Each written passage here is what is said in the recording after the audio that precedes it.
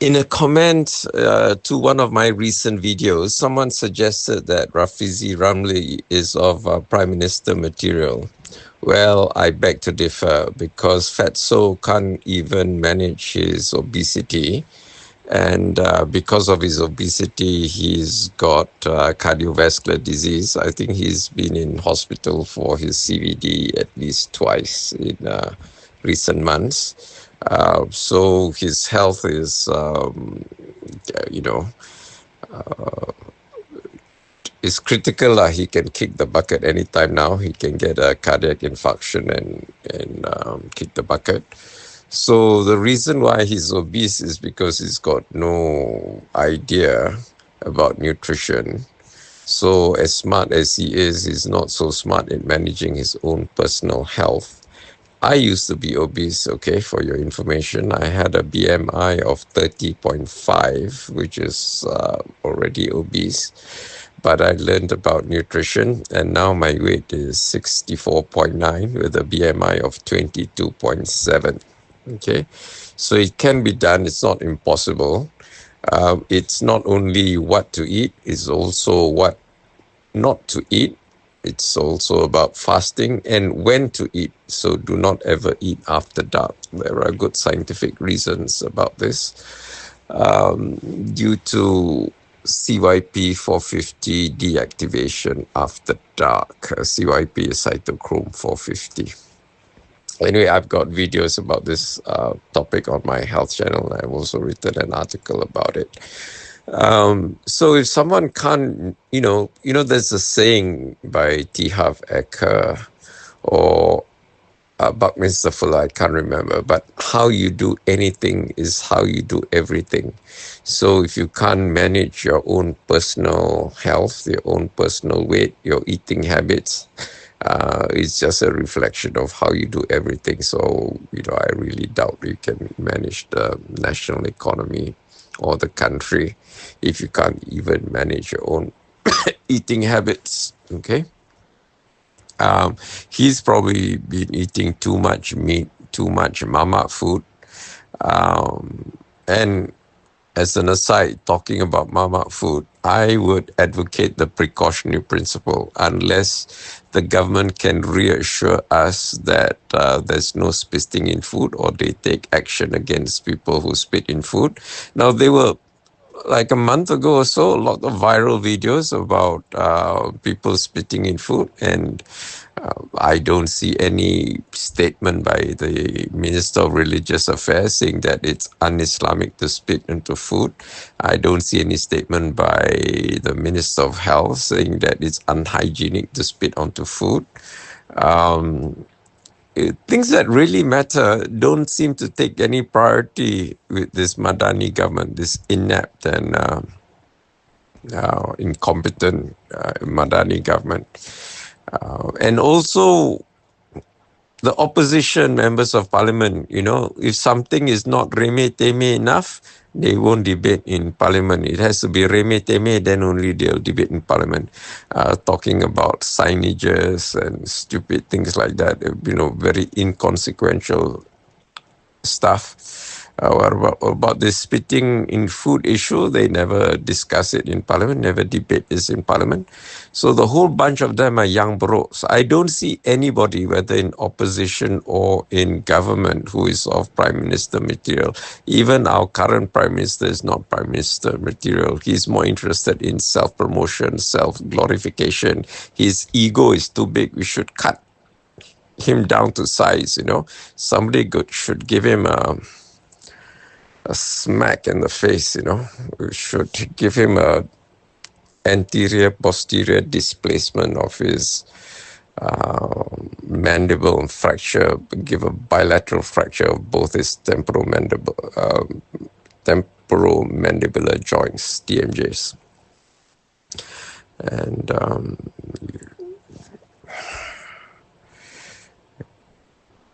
he needs a hard knock lah. And if this video gets to him and he sees himself in the mirror, well and good. If he decides to change, there is hope. But if he is incorrigible, just like Najib is incorrigible, then whatever fate that befalls him, he just deserves it lah. He basically dug his own grave. He committed political suicide by getting his priorities wrong. He's more interested in menyusu anak kera all over the bloody place instead of helping Malaysians in need. I'm pausing because I want to emphasize that point. He's got his priorities wrong. And then when he got that award from Pakistan, I'm sure it swelled his bloody head much bigger, his kapalah. By the way, the English word cephalic for the head comes from the Sanskrit word or Tamil word kapalah. So it's that just an aside lah. Anyway, if I had a choice, I would trepanate his skull, his cranium. He's got too big. I should, trepanate it and let out the pressure, let his grey matter ooze out. Anyway, all these people who are useless, I pray to God they kick the bucket soon so that they can serve humanity best as compost, jadi baja untuk pokok. Because by living and spouting all sort of nonsense and being self-serving and not interested in helping the rakyat, they are not worthy of being our representatives in Parliament or in the State Assembly. They are just freeloaders. And as I mentioned in a previous video, I met an ex-adun a few weeks ago, and this guy is no more an adun, but he was a two-term adun, but he now receives a pension of 7,000 ringgit a month for life. And if he kicks the bucket, his wife will get half of that amount, 3,500 ringgit for life. And it would appear that this is the motivation why people join politics, so that they can get universal basic income, as it were. And while they are in office, they just do some wayang here and there, and hoo-ha here and there. Nothing substantial, nothing consequential, because they're not intellectuals. They're all... there was one time the chief minister of Perak was an ex-postal clerk.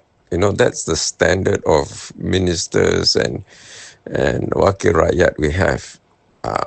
You can see on YouTube, on the Malaysia Kini channel, or even on Instagram, Malaysia Kini, some of these debates by these Melayu teranchat akal, they're more interested in, the more remeh-temeh a perkara is, the more interested they are in debating it in Parliament.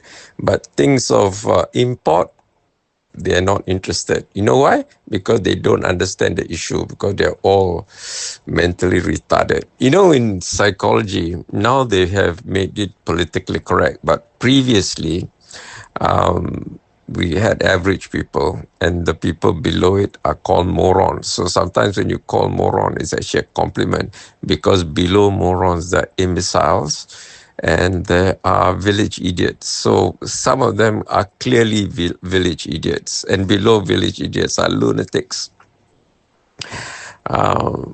But so many of them are village idiots. It's so obvious. I don't have to mention names. You can see these videos and you can identify them.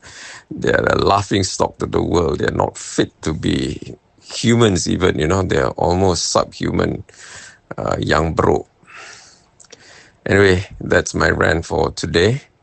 1st of December 2024. Have a great month ahead, and don't spend too much for Christmas. I've been walking the malls. All the Christmas decorations are up. They've taken down the Deepavali decorations, and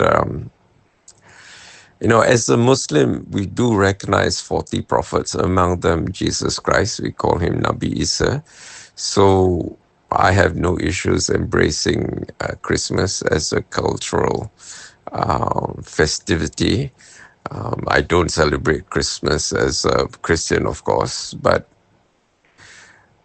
Christ was the prophet of love. And I think love is so important in human life, not just political life. And if you see some of the previous videos I've posted with featuring Jimmy Teo, who advocates the politics of love.